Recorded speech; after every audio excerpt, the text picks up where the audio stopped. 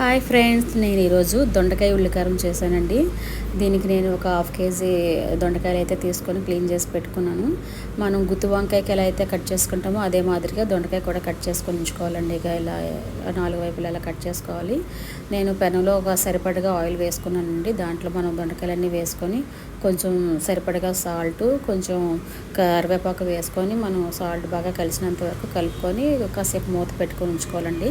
ఒక 10-15 మినిట్స్ మూత పెట్టుకోవాలి, మగ్గనివ్వాలన్నమాట దొండకాయ. ఈలోగా మనం ఉల్లికారం చేసుకుందాం అండి.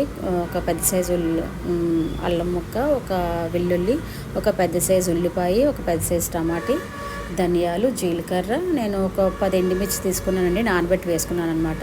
ఈలోగా గ్రైండ్ చేసి పక్కన పెట్టుకోవాలి. అది చూడండి, ఈలోగా మనకి దొండకాయ అయితే మగ్గిపోయిందండి. బాగా డీప్ ఫ్రై అయితే చేయకూడదు, మనకి దొండకాయ మగ్గితే సరిపోతుంది అనమాట. మనకైతే దొండకాయ అయితే రెడీ అయిపోయింది.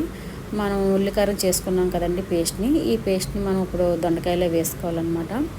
ఈ దొండకాయలో వేసుకున్న తర్వాత మనం బాగా కలుపుకోవాలండి. ఇది మనకి దొండకాయకి, ప్రతి దొండకాయకి మనకి గ్రేవీ మనకి అంటుకునేలా బాగా కలుపుకొని దీనికి మనం కాసేపు మూత పెట్టుకొని ఉంచుకోవాలండి. ఒక 10 మినిట్స్ అలా మూత పెట్టుకుంటే ఈ గ్రేవీ అంతా మనకి ముక్కకి బాగా పడుతుందన్నమాట. చూడండి, మనకి ఆయిల్ అయితే ఇలా స్ప్రెడ్ అయింది. మనం ఇంకా దీన్ని సర్వ్ చేసుకోవడమే, ఆపి వచ్చండి. మీకు ఇంకా డీప్ ఫ్రైలా కావాలంటే మీరు ఇంకాసేపు ఒక 5 మినిట్స్ మళ్ళీ డీప్ ఫ్రై చేసుకోవచ్చు. లేదు అంటే రైస్లోకి కలుపుకొని ఇలా ఉండాలంటే మీరు ఇలా దించుకుంటే సరిపోతుంది. మనకి చపాతీ కూడా ఇది చాలా బాగుంటుందండి, రైస్లోకి కూడా బాగుంటుంది. నచ్చితే మీరు లైక్ చేయండి.